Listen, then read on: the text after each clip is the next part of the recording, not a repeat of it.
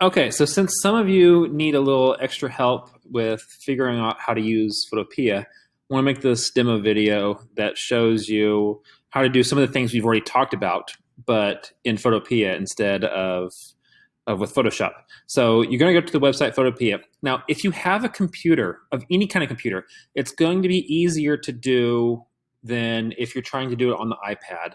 Even though it is possible to do on the iPad, I highly recommend trying to do it on a computer if you have one. So when you go to the website, first thing you're going to need to do is, let's say I want to open up a new document, create a new image. So first thing I want to do is right here, make sure that this is set in inches. It might by default be pixels. So inches, let's go a width of 10, height of 15. Resolution, so the DPI, for anything that you do, let's always change it to 300. You know, the size of different projects may vary, but DPI, resolution, let's go 300 every time. So I get this big empty white space here. So then, let's say I want to place a picture.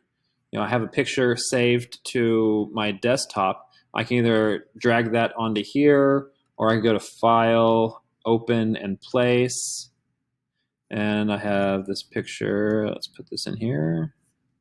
When you're resizing something, if you just grab from a corner and start resizing it, it's going to stretch it and make it look very bad. So you always want to make sure that whenever you're resizing something, always hold Shift and grab from a corner so that everything resizes proportionally. And that way, like I said, it's not going to look bad as you work. Check mark up here to place it. And so now I have my picture. Now, anytime you're going to have any edits to a picture, you want to make sure that you rasterize it first. On Photopea, there's this little box within a box here. That means this picture has not been rasterized yet. If I right-click on the name of the layer, go to rasterize, that little cluster of boxes disappears, and now I could do edits to it if I want.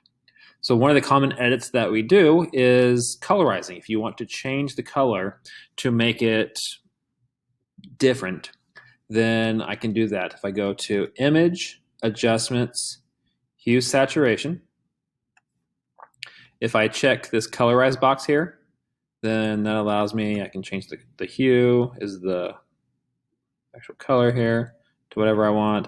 I can have it more or less saturated. So I've changed the color.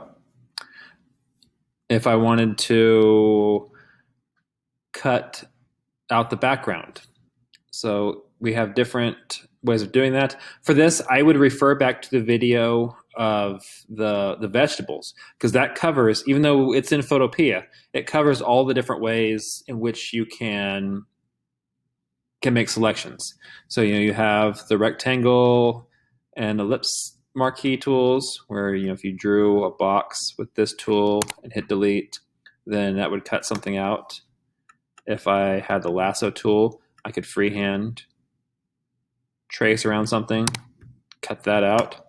Or if I went down here to, you have the magic wand, which by changing the tolerance, the higher the tolerance, the more inclusive that selection. So if I changed it to like 70,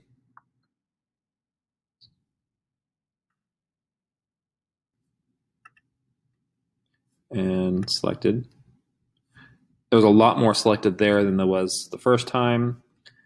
If I set it to, I don't know, 10, can be very specific in which the way it selects something.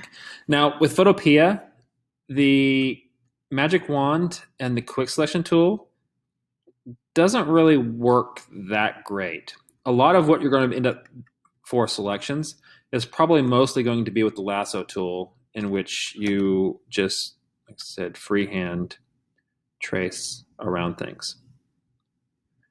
All right, so I'm running out of time on this video. I'll continue it in the next one.